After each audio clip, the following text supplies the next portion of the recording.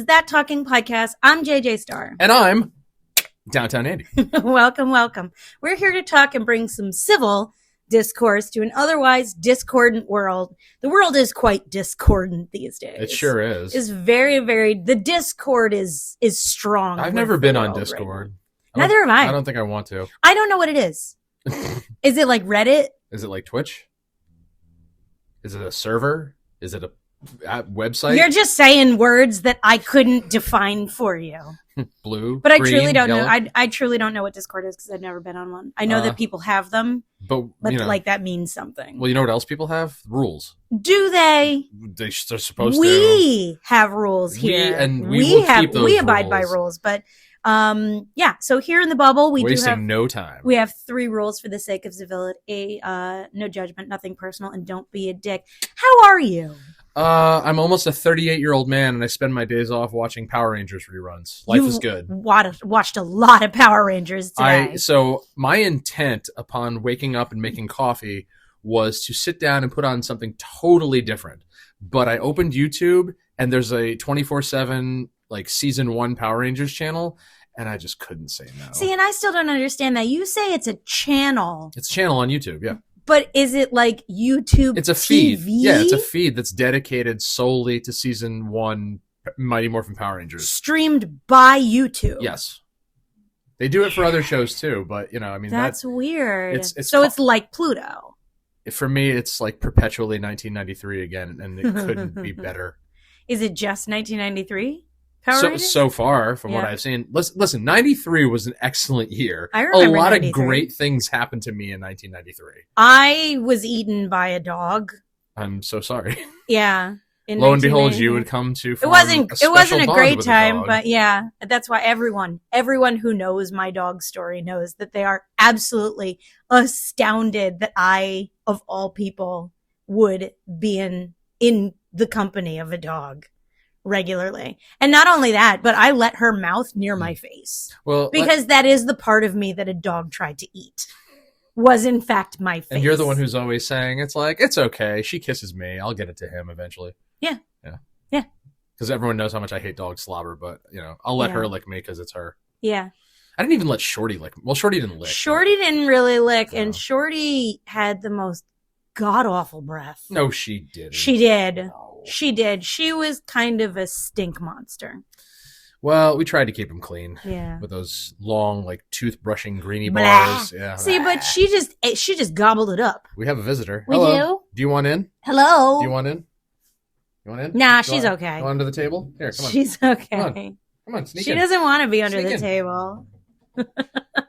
Oh, man. All right. Well, Has she can come over here. Has she been on camera yet?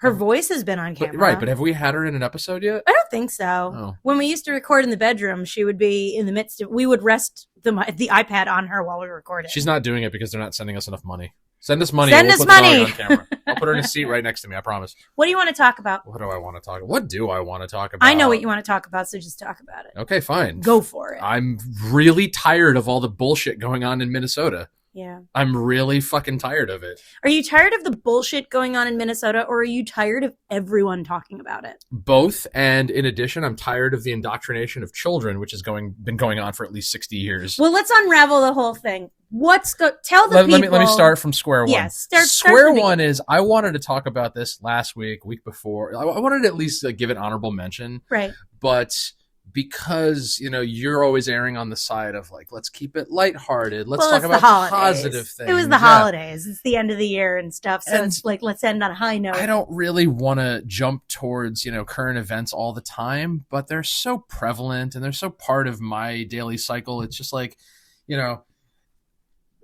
I can see your point. Like, I'd rather talk about fucking Power Rangers. I'd rather talk about stuff that makes me happy. But this shit is going on. And as I pointed out to you earlier, eventually it trickles down. Eventually it begins to affect us in ways that we don't wish for it to. Yeah. And that's really kind of an unfortunate pain in the ass. Yeah.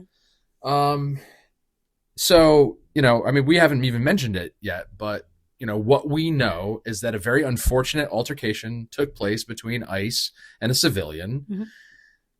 What we know is that this woman was engaging in protesting activities. Yeah. They tried to detain her. She refused. She fled. They shot her. She's dead now. That's very vague bullet points. It is, but that's that's the meat and potatoes of it. She was blocking them from getting to a car. They grabbed her door handle, tried to detain her. She wasn't having any of it. Her wife, who was standing there filming and taunting them, told her to drive away. The only thing that's up for debate was her intent to ram an officer. Like that's what everyone's arguing about. It's like, did she intend to? Did she not intend to? What way was the wheel turned? Like, okay, we're going to take that out of the equation because that's neither here nor there. The reality is she didn't comply with officers' commands. Okay. Yeah. She wasn't exercising her First Amendment rights. She was just being a pain in the ass. You want to exercise your First Amendment rights, do it from the sidewalk, do it from somewhere else. Okay. And when they told her to get out of the car, she refused. She ignored a lawful order, drove off, and they shot her. Why did they shoot her? They feared for their safety. Okay. That's another thing that's been called into question. But bottom line is, both of these things could have been prevented. Okay. Yes. Her death could have been prevented. Her detainment could have been prevented. This whole thing, there was a dozen people out in the street fucking bitching and moaning about the fact that ICE was there. Okay. Out in what street? In Minnesota. Okay. Where they were looking for, illegal aliens, criminals, whoever. Okay. There's people out there. They're there to do a job. And like I've been saying since day one, let them do their fucking job and then let them leave. And then there's nothing to complain about anymore. Yeah. My gripe is the fact that there's this fucking bandwagon now because they're out doing what they were supposed to be doing, what their job is, what they're hired to do, what the government has ordered them to do. Okay. This is their line of work. They are to detain, investigate, prosecute, immigration crimes. And they're there, and they're going to stay there. And what these fucking people who keep interjecting themselves into their proceedings don't understand is that the more you antagonize them, the more you come in droves to interfere with their processes, they're just going to send more. I want to put a tiny pillow under your hand right now. I'm Italian. You sure are. We talk with our... Anyway. But that aside, yes. Okay, this is me, like, getting passionate without getting heated. I know. But my poor table. There's a cloth there. It's fine. Okay. Do you have a retort? I don't have a retort as much as I have my own set of observations on a situation like this. I talked at length. Hit me with them. You talked about how it's called into question whether or not the officer's safety was threatened. You said it's called into question which way she, what her intentions were. All of these things that are called into question, and I feel like they're being called into question by either side of the argument. They're being these nitpicky details. You've seen enough of the videos. No, I haven't watched videos. No, because I don't want to. So what do you know? Like what? I know what people have been talking about. Okay. And people have been talking about it. But these nitpicky details that are called into question are becoming more and more significant because it is the only way for anyone to, for some reason, justify the outcome of this whole situation. And I don't believe that any outcome other than laws being abided by and everyone's safety being priority, those are the only outcomes that should be justified. The fact that people are trying to justify, oh, well, if she hadn't have, if she would have complied, she'd still be alive. Oh, well, if these officers weren't fascists, then, no one would have to deal. It's like, please. It's like the whole point is not to justify harm being done. Like, that's not the point, but everyone's trying to justify it to their own ends. In the interests of looking at this from a common sense point of view. Common sense, go for it. Historically, any sort of, point of contention, I've always been told, we'll trace it back. Go back every step of the way and look at it logically. Okay? Now, if everybody were being really honest with themselves, they would come to the conclusion that if she hadn't blocked them, they wouldn't have tried to detain her. Okay? And if there were no crimes to investigate in Minnesota, they wouldn't be there. And then if they weren't there, there wouldn't be people filming with their phones. There wouldn't be news crews. There wouldn't be all this media attention. And if there wasn't all this media attention, then nobody would be talking about Minnesota. I mean, that's just it. Is that the idea that this organization is like brand spanking new is so stupid. All the videos now are making the rounds. All the videos of Obama, of Biden, of Clinton, of Bush Jr., all of them are coming up now where they're talking about immigration problems, where they're talking about employing ICE, where they're talking about the numbers of deportations that occurred under their administrations. But here's the thing. Most people that support the just live and let live aspect, these people are here, most of them aren't criminals, let them live. They don't give a shit because everyone I've talked to, particularly coworkers that are passionate about this, have looked at me and yelled at me, "You're not the government. You're not ICE. You're not the president." I go, I'm not saying I am, but these people broke the law or did something wrong, whether they let their visas expire or whether they came here illegally or whether they've engaged in criminal activity or whatever. They've given the government a reason to investigate. They've given them a reason to look into it. Mm-hmm. Okay? And like I said to the older boy earlier, I said, you know what? It's not really fair of these people to overstay their welcome or jump the line or do whatever it is they're doing when there's other people who are waiting in line, who are patiently waiting for their turn to come up. It's not fair to those people, and there's plenty of them, because everybody wants to come here, especially if they're trying to evade a corrupt government, where it's not safe for them to stay. Yeah. Seeking asylum is well and good, and we historically have welcomed those people in droves. But again, if you're going to visit a foreign country, it's your job to assimilate to the laws and customs. It is not their job to cater to you. Just like if you and I were to go visit Spain, Italy, Portugal, Germany, any of these places, if the majority of the population speaks the native language, they're not going to start speaking English just for our benefit. Right. They're not going to cater to our sensibilities just because we're in a new territory. They're also not going to necessarily forgive broken laws just because we're American. Exactly. But everybody wants to look past all that because we're supposed to be the empathetic ones. We're so wealthy and we have all this and everything. It doesn't excuse the fact that people are guilty of wrongdoing. The baseline is that the idea of live and let live, I'm all for it. But there's a problem with that philosophy with regards to immigration specifically. Everyone who is screaming, these people are here, they're not causing a problem, they're not doing anything wrong, just leave them alone. It's like, but they already did something wrong. That's crime zero.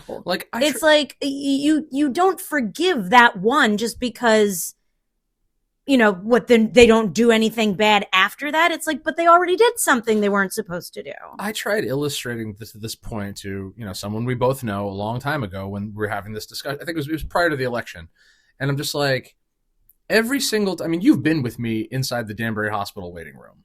Mm-hmm. It's a fucking shit show. Every time we had to go there for Dad, every time I was there sitting there waiting to be seen with him, the waiting room is just full of... I remember one time we had to sit in the hallway. For lack of a better word. There wasn't even anywhere in the emergency room to sit. Very, very disheveled, poor-looking people who probably aren't supposed to be there. Maybe that's an overjudgment of mine. It could be. But at the same time, there's all these people there that I'm willing to bet don't have a legitimate reason for being in an ER. I am not going... Well, okay. No, wait. I'm not finished with that. All right, okay. Because that's Danbury, okay? Our hospital is 3 minutes away. How many times have you seen that waiting room in the ER full? Never. So here's the thing about that specifically, okay, is that the emergency room, if you go to an emergency room, even without insurance, they have to treat you. They have to treat you. Yeah, no, I get it. That's why people they flock to that emergency room, because a lot of those people probably don't have insurance. Big surprise. You come to this country, they passed Obamacare, right? I mean, that's just Where's it. your insurance? Aren't we like mandated to have insurance? Not anymore. Oh, we're not? We were. Yeah. They did away with that. Oh, okay. They did away with the penalty. But here's another thing. Okay, fine. That's the emergency room. What about our urgent care? Always full of people, always impossible to get into. Gee, I wonder why. Why are our streets congested? Why is everything backed up? Why is it impossible to get a prescription or an appointment or something, anywhere, anything? Because, and I've pointed this out to you a million times, there has been a tremendous influx of people into this town, let alone anywhere else. Those people are from New York. Not all of them. Not all of them. Not all of them. I have watched this town at least double in size over the last 15 years. It's insane. This used to be a quiet town with cheap taxes where people came to get away from, the more higher populated places.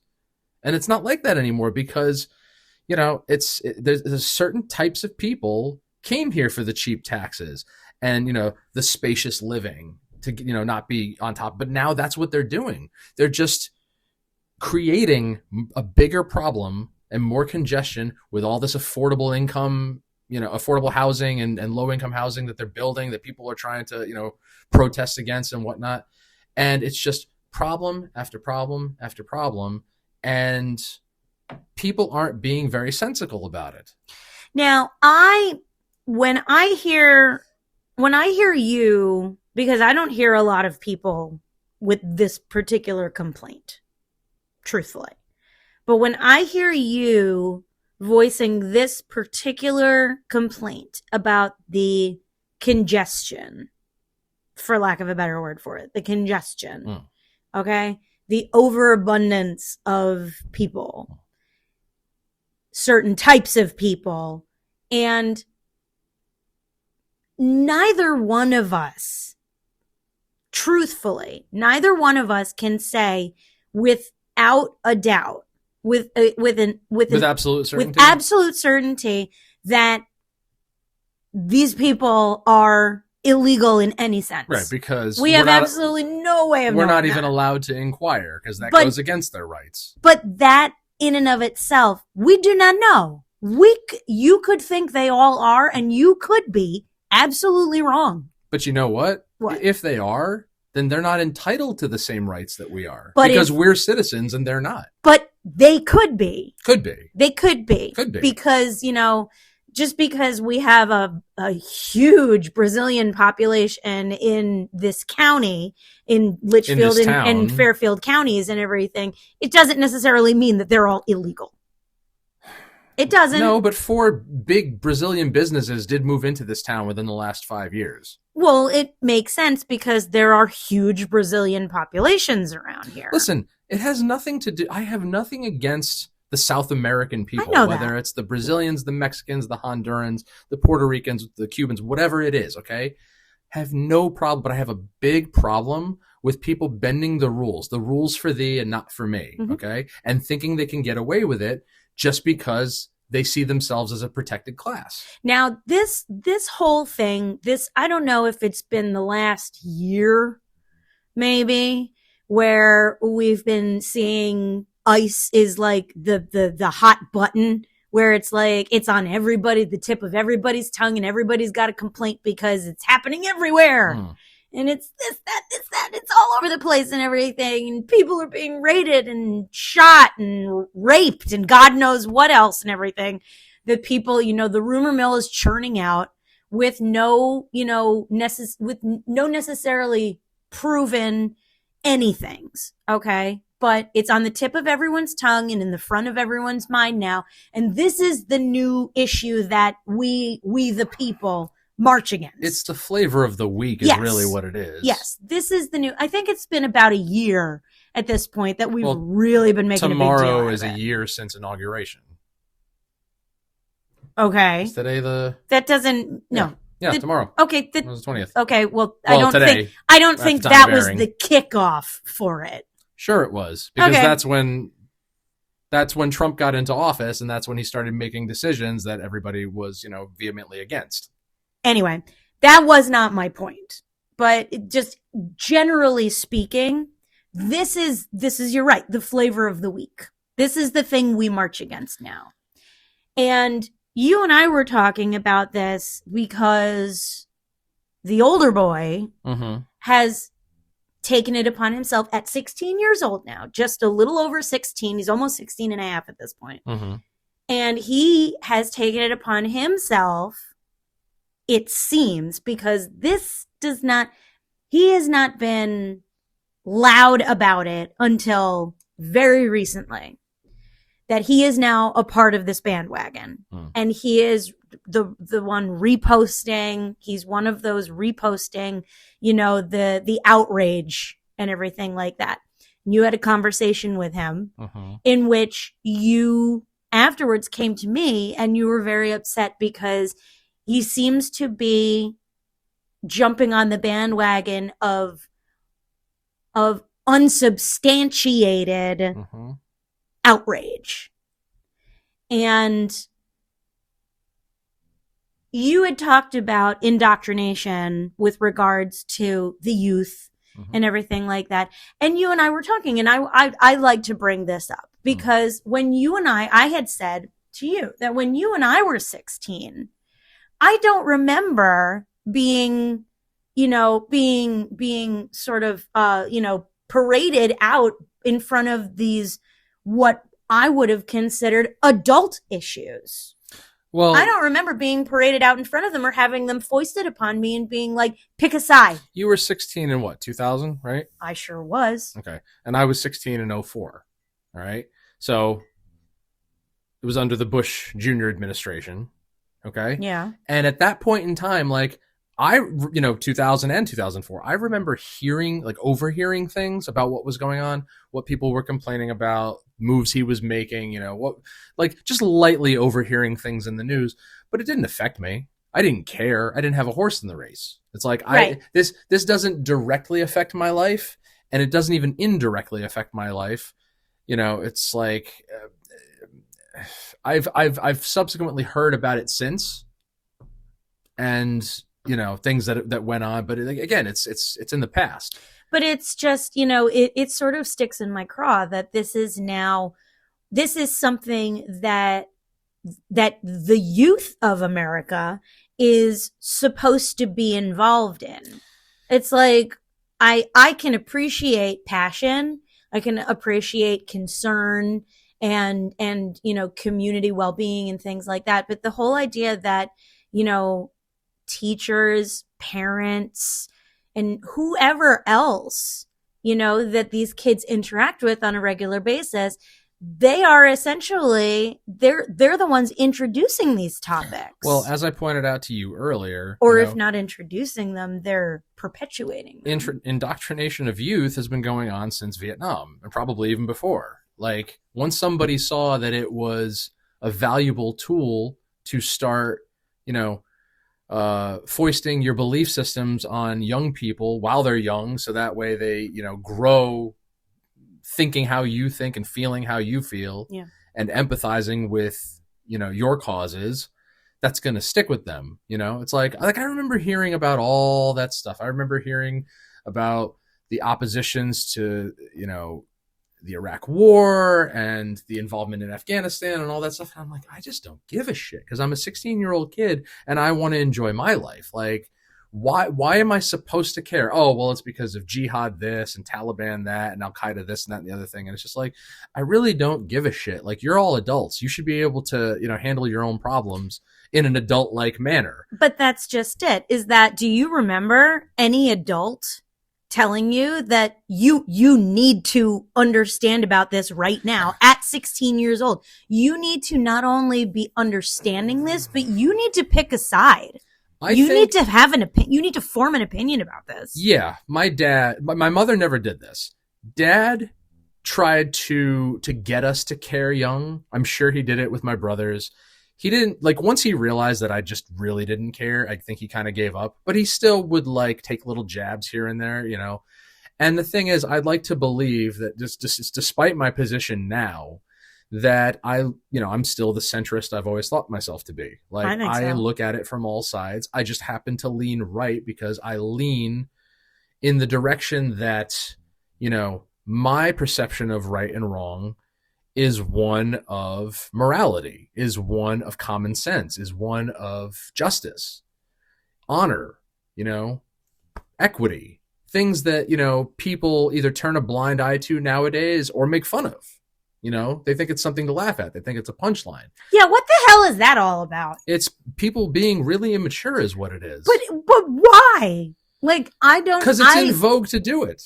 It's in vogue to make fun of the seriousness of these situations. Unless it warrants outrage, in which case, how dare you make a joke? Look, make any kind of little joke all about I was that. telling the boy was, if you're gonna champion a cause, make sure that what you're reposting, you have credible sources attached to, okay? Don't post some influencer or some gamer or some fucking schmuck who's sitting in their gamer chair bitching about what's going on in Minnesota, you know, from the top of their head without some credible source to back it up, because you're contributing to propaganda. They have just played a game of telephone with what the rumor mill churns out. Thank you. That's all it is. And it is a game of telephone because that shit gets twisted up. I don't want to have a gotcha moment with my own son. Gotcha. But he brought up a certain circumstance of ICE deporting some college student. And he gives me all the details. He's like, you can look it up. He's like, I do my research. I check these things before I post them. I was like, okay. I checked 3 different news sources. None of them were Fox News, mind you. Okay. I checked CNN, ABC, CBS. Okay. They all said the same thing. This girl was going to surprise her parents for Thanksgiving. You know, she was home from college. She thought she was going to see them. She was shocked and awed and scared when they said her boarding pass on the plane was denied, and they detained her and pulled her aside. And then the next day, even though a federal judge attempted to block it, they deported her back to Honduras. And apparently she had had a warrant out for her since 2015. But the case was put on hold in 2017. She had a warrant? She had an order for removal, because she came to the United States when she was 8 years old. And in 2015, that was in, I think, 2014. And then a year later, they put out an order for her removal because she was here illegally. Okay. So a couple of months ago, they finally got to her. And again, all these news sources are trying to make their audience empathize with this person's situation. But again, if you're really honest with yourself, she broke the law. Even if she was 8 years old, she was obviously, you know, brought here by somebody with bad intentions. Who knows who that may have been, whether it's her parents or a family or a friend or trafficked or whoever. I mean, that's just it, you know? I mean, but they don't explain the circumstances of that. But from 2014 until 2025, no effort. I mean, at that point, she was already a legal adult, enjoyed the freedoms and the benefits that come with living here for all that time. And in none of probably that time, including public schools. Yeah. Made no efforts whatsoever to obtain paperwork, citizenship. But still somehow managed to attend public school. And so I'll get to that in a minute. But the boy is telling me that, you know, trying to insist that I'm supposed to have a bleeding heart for this kid who broke the law. And it's just like, well, you know, if you read enough news sources, enough credible news sources, and it's debatable. It's tough. Yeah. They're even saying, not all of them, but, you know, they're saying she had an order out since 2015. So it's like, okay, well, are you on the side of law and order? Or are you on the side of, well, you know, we can, you know, bypass this one because it's a special circumstance? See, and that is just like, stop. Now, I've got plenty of sob stories. How many laws do I get to break? Well, let's start making a list. Let's make a new list. But getting back to what you were saying, And I have firsthand experience with this. People still don't believe me when I tell this story, but I lived it. Okay. So I work for the government. Mm-hmm. All right. And I'm still technically the trainer. Okay. I've kind of nonchalantly kind of, rescinded that, but like, cause I just don't want a big middle finger. I don't want to do it anymore because I'm tired of training people that just end up leaving and going to another. Yeah. If they're going to send us somebody from an hour away, they're not staying with us. Okay. Mm-hmm. They're going to go where they live. But 2 trainees in a row. This was, I think, 2 years ago. Older Brazilian women, late 40s, early 50s. So it's like, why are you starting this at this point in your life? Like, why are you choosing this career path at this point in your life now anyway? Like, probably for the benefits, probably for, the paycheck, whatever it is. But it's just like, okay, it's my job to train you. I'm going to take you out. Both of them asked me who I was voting for. And I said, that's none of your business. Rude. And then told me that they hoped that Trump didn't get in because they were here illegally. Both of them. Which is it's a weird piece of information to offer up to essentially a complete stranger. And a federal employee at that. Like, real weird. To which I reiterated this message to my bosses, never mind the fact that these women couldn't drive for shit. And they did nothing about it either. And when I told the rest of my coworkers, like, how did these people even get hired? Don't you have to be a citizen to work for the government? It was always my understanding that's what it was, but I still trained them. I mean, don't you have to submit one of them was fired for getting into a motor vehicle accident. Yeah. And the other, I don't know what happened to, hopefully, but it's just like,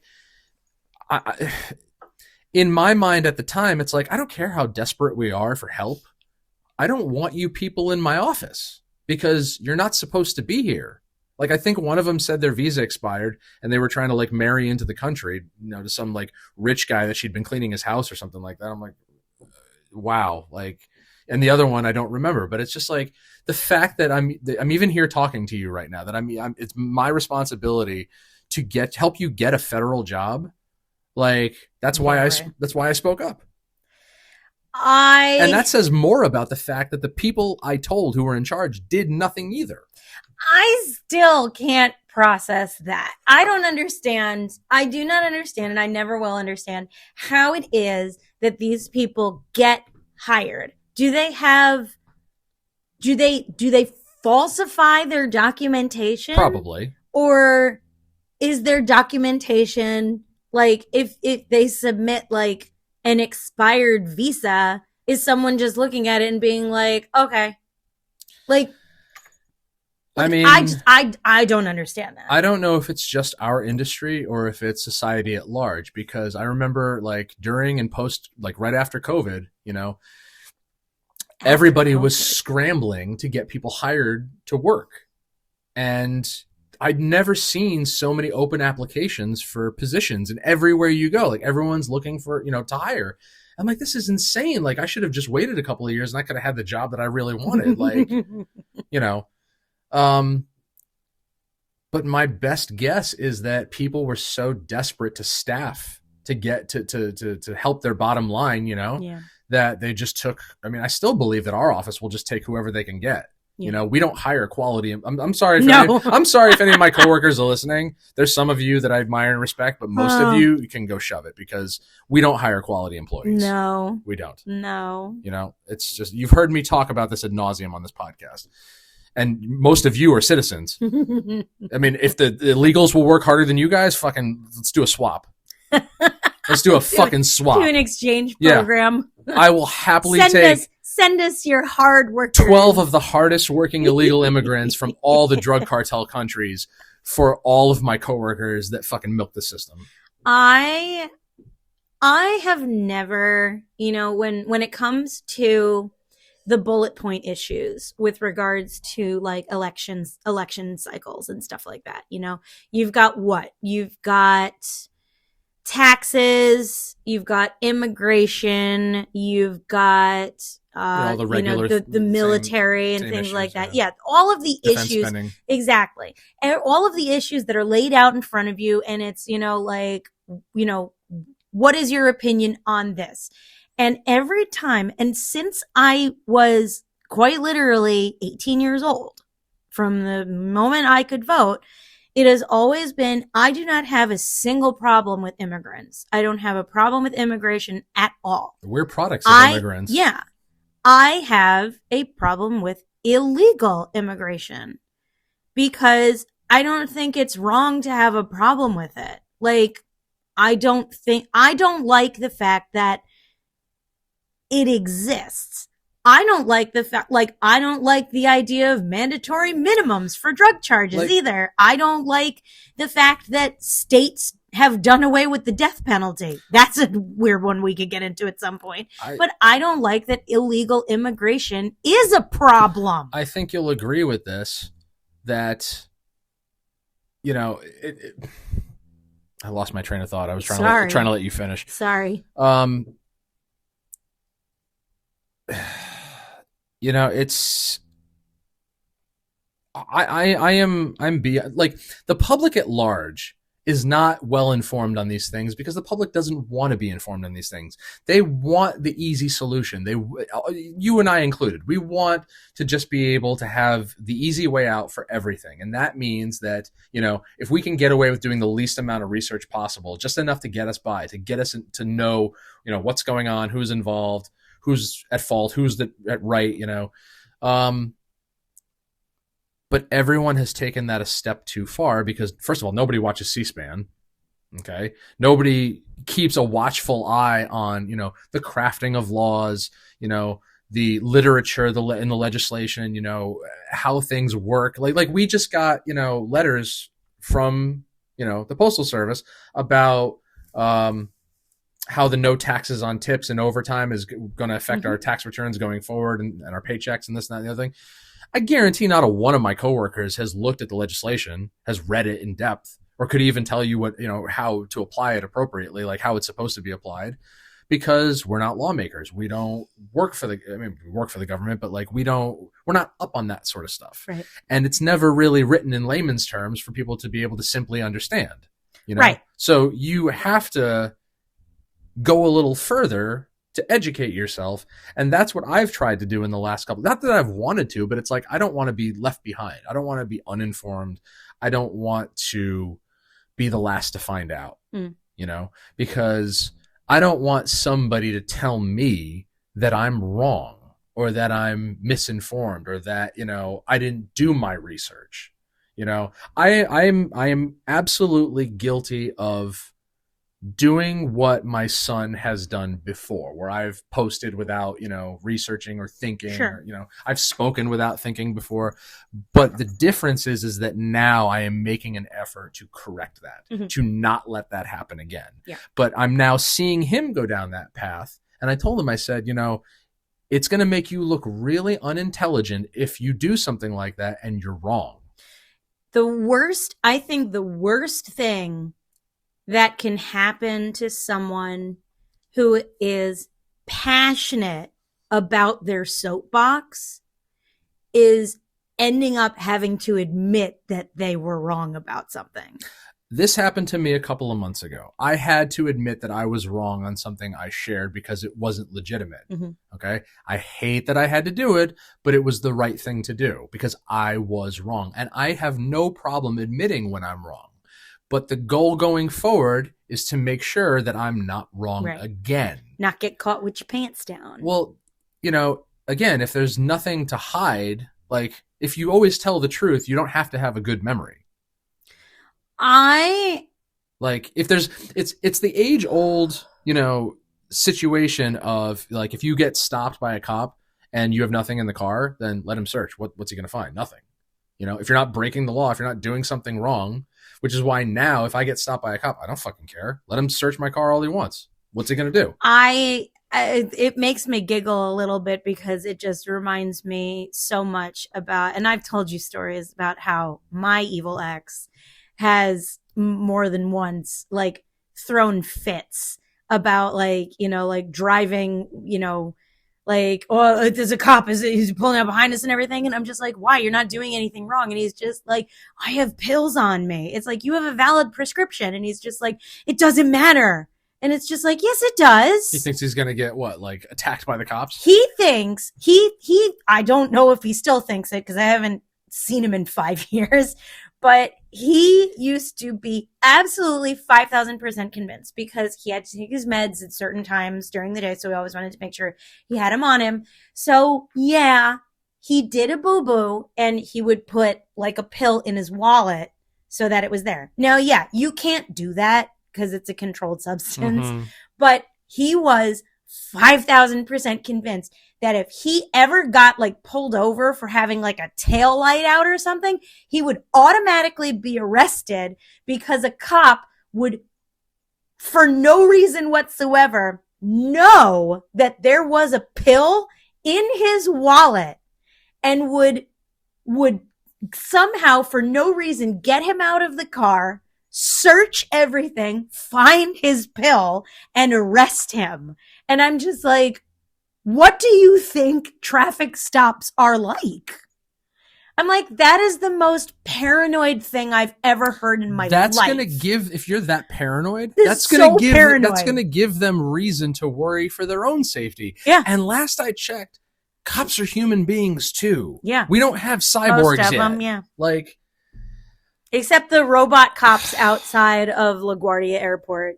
Like, as sad as I am to admit this, 99% of the time that I've gotten in trouble with the law, it's because I did something stupid. It's because I was a dumb kid that made a dumb decision that had I thought twice, I would have been just fine. Kids nowadays are... See, now the public at large seems to think that cops are just out to kill us. See, and not only is that being bandied about, that whole idea, but kids, teenagers are under the impression that they are untouchable. And it's giving them really big balls.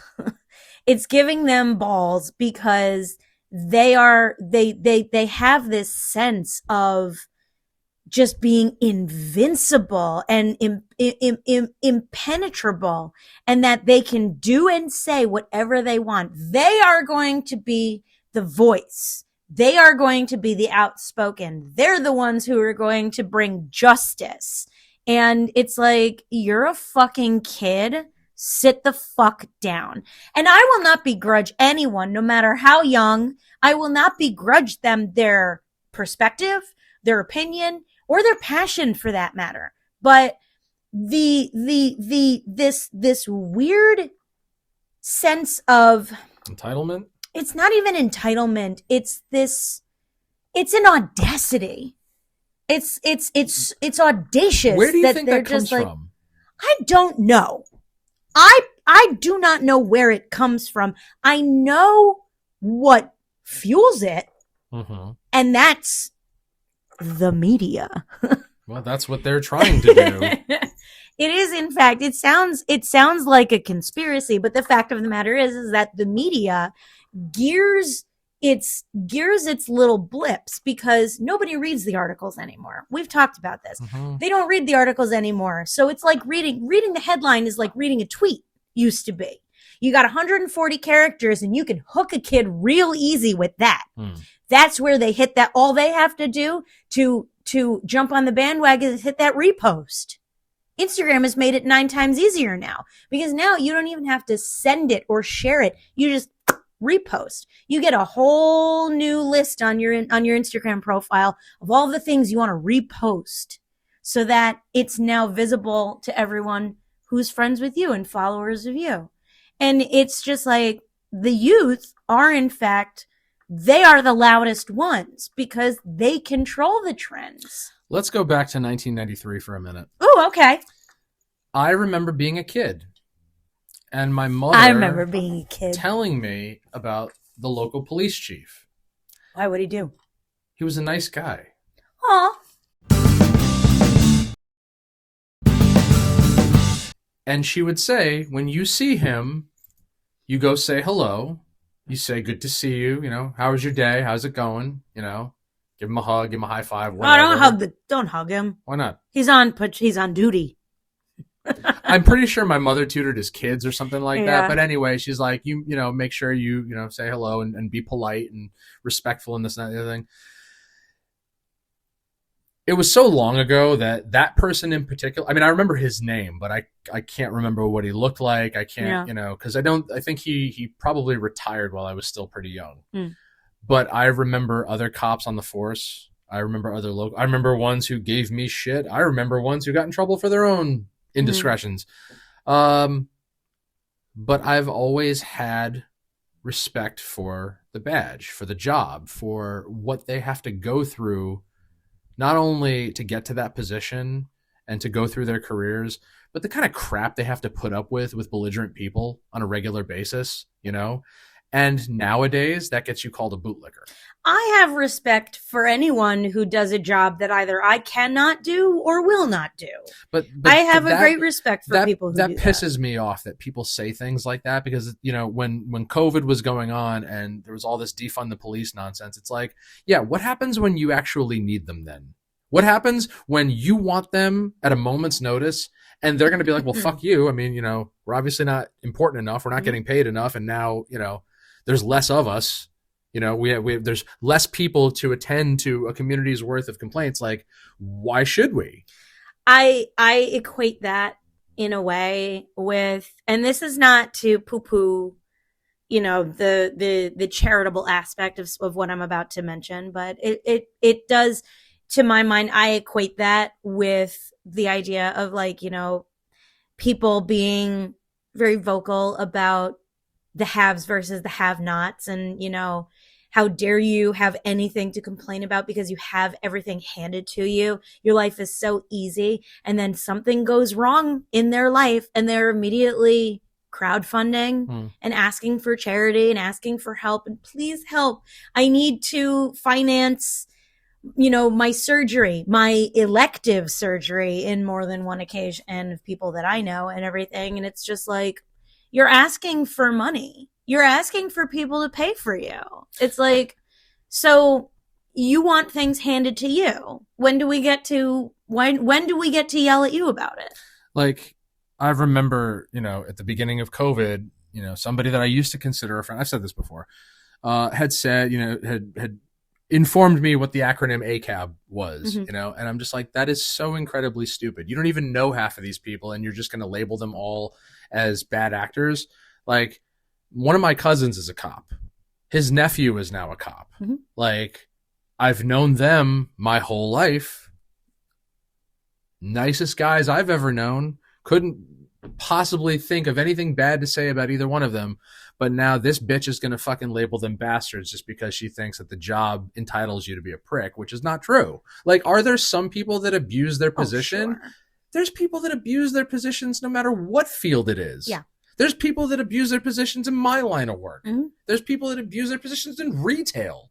Like, at the lowest forms of employment, there's people that are going to abuse their positions. Absolutely. It just so happens that the people that are charged with our safety and protection and lawfulness, you know, they carry weapons, they have arresting powers, you know, but if you treat them like human beings, then you have nothing to worry about. Make them a friend instead of a foe. Make them, you know, comfortable instead of an adversary. Like, they're there to do a job.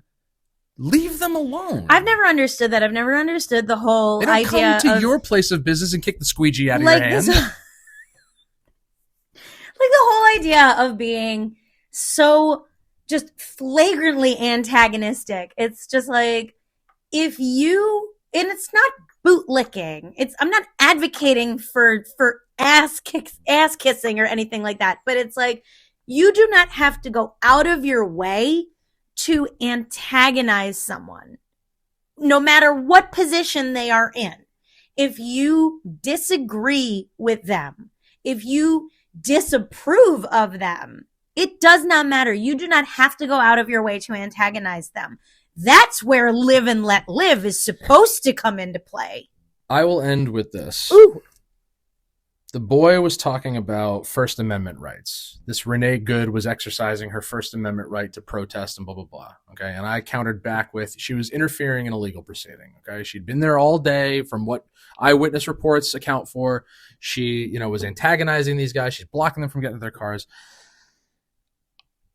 I liken that to the prick who I've told you about before, who came to my office to film the lobby. Because I think you mentioned this he's a First Amendment auditor, quote unquote. There's tons of them now. Okay, Ew. They go around to public libraries, police stations, state trooper places, post offices, all federal buildings, and they wait for somebody to react to them. They film the lobbies, they film the common areas, they try to go in places they're not supposed to, and they start filming and they just wait. They wait for the reaction because they know it makes people uncomfortable. They understand that just because it is their right to film in certain places doesn't mean they should, because it makes everyone it puts people on edge. Okay? So after this guy came to our office and caused a stir, I start looking him up and looking into his history. He's in the middle of a fight right now with a Connecticut State Trooper. Yeah. And he's probably going to lose. Well, I hope so, considering how that story went. So when I start looking at his videos, just before he came to see us, I find one of him at a traffic stop in Maryland. Okay? Cop pulls a guy over for speeding or whatever it is. He's there questioning the guy. This auditor comes up and starts filming, and the exchange went on for a couple of minutes, but the entire time the cop is saying, go to the sidewalk. Okay. You can film, but go on the sidewalk. Mm-hmm. You can't be right here, 2 feet away from me. You want to film, just do it over there. And the guy's arguing with him and saying, it's my First Amendment right, and blah, blah, blah, blah, blah. And eventually he got arrested. He's like, well, I got a good lawyer and I'm going to fight this and blah, blah, blah, blah. I'm going to get your badge and all that other shit. I'm pretty sure he lost that too, because I'm pretty sure he needed to GoFundMe for legal fees. Anyway, the cop gave him an out. He's like, you want to protest? You want to film? You want to audit me and my job? Sure, just do it from over there. Yeah. Give me some fucking breathing room. Yeah. Just like Renee Good, if she wanted to protest what ICE was doing in Minneapolis, do it from the fucking sidewalk. Don't block traffic. Don't get involved. Yeah. And I say that to anyone and I've been saying this for years. This is why I don't attend protests. I don't care how passionate I am about it. As I've said many times from firearm training, we don't put ourselves in those situations. We don't want to lose our rights. We don't want to lose our weapons. We don't want to lose our lives. We don't want to lose our freedom. Okay? If we can evade, we evade. Dodge! It's that simple. Yeah. It is that simple. I am nothing if not a true proponent for First Amendment rights, for freedom of speech, no matter what, for freedom of expression, no matter what. You have those rights the same as everyone else, because everyone else has them. But your rights are not being impinged on if you are asked by law enforcement to step back. That's not any kind of deterrent or impingement on your First Amendment rights. Never mind the fact that they don't even have the common courtesy to just be like, okay, I'm going to be over here. No one is going, no cop has the right to tell you can't say that. You can scream fuck the police in a cop's face and it's not a crime. But if you are infringing on if you are in fact inhibiting an investigation or any sort of enforcement of the law, that is in fact something they can detain and arrest you for. And that's fascism at its finest. The whole idea of... That's a joke. It's a joke. It's a little joke. But that's just it, is that I'm all for it, but what do I always tell you? No one has the right to tell you can't think, say, or do things, but prepare yourself for the consequences if you make those decisions. Now, for all of the, the passionately rageful out there, why don't you actually do some research of your own and go look at the reasons why ICE was there in the first place? Okay? Because what else has been going on in the news is there's a lot of fraud and a lot of money that's missing in Minnesota tied to people that shouldn't be there. Of course, that's not the way that the media will spin it, but there is a legitimate reason why they're there doing investigations that just happen to lead to detentions and whatever else they're doing. But again, everyone's going to have their take on it. And I would encourage people to do your homework. Show me your work. Show me your work. I like that. This was a good talk. It could go on and on and on. Yeah. It could. Our opinions are just that. They are our opinions. We do not make it our business to tell people what to think or how to feel about anything. I would hope this is how we feel. I would hope that our discourse encourages people to act a little bit more responsibly, respectfully. I think respectfully is a big thing. Because that's a big part of this, is that there is a big lack of respect with regards to situations like this. There's a big lack of respect. And I think part of that respect is, it is allowing for those freedoms. Like right now, I get it. The kids, they don't like my take on what's going on. They probably won't but hopefully someday when they're a little older, they'll at least understand. That's the crux right there. You don't have to like it. You don't have to like it, but respect the fact that there are differences. Respect people's differences. Don't go killing me just because I think differently. Like, that's just it. It's okay. This was the whole thing that we got into after Charlie Kirk died. Yep. Is that you should not have to fear having an opinion that is unpopular. Period. Thank you. It's okay. Thank you. Well, you're welcome. And it's okay. And it's okay for people out there, even the kids.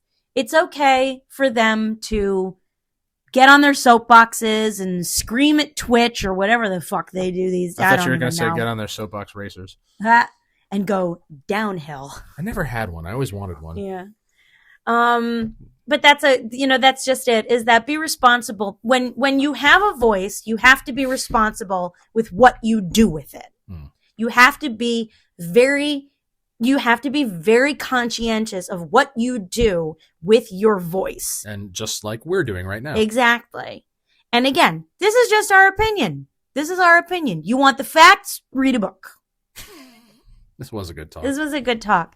Thank you out there in podcast land for tuning in. This is a big deal. All right. So again, please, if you have questions, concerns, comments, please feel free to email us, dtandyandjjstar@gmail.com. We will talk more about this if you want to. Yeah. Yeah. All right. You can find us on social media. We're on Instagram, dtandyandjjstar with 2 R's. You can also find Tax Collectors and Harlots, Coat of Arms Tattoo, and Love Hard Art.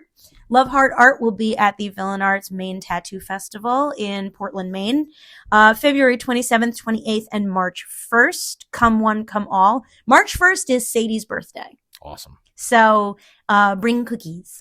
February 22nd. February 22nd, yes. Sunday. Yeah, it is a Sunday. 5 p.m. at Sugar Hollow in Danbury, Connecticut. Tax Collectors and Harlots will be there. Our guitar player Nick's other band, Nerve Endings, will also be playing. I think they go on before that. Come one, come all to a Sunday matinee. Is it in Danbury or Richfield? No, it's Danbury. It's in Danbury? It's on the line, but no, all right. The old triangles for you who used to frequent that establishment. But yeah, come out, have a good time with all of us.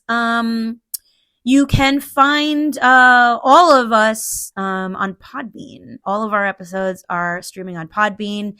Please download, follow, like. We've gotten a couple of new followers, which are very exciting. Get us into some new countries. We're in, what, 85 countries now? 85 countries It's amazing. now. I know. Worldwide, baby. And thank you again for listening. Please pass it along. But yes, download Podbean. And, can you imagine if like the foreign translators had to have a meeting with us one day just to like try and get our inflections in a different language? So YouTube now has enabled auto translate. Right. So like auto dub. And I've always, if we're ever in another country, we're gonna have to listen to our videos. I want to listen to one of our episodes in a different language. I want to listen to it in a different language. It'd be very interesting. What else? Anything else? That's it? That's a full lid. That's a full lid. Thank you. And thanks again for the three of us at That Talking Podcast. I'm JJ Star. And I'm Downtown Andy. We'll talk to you later.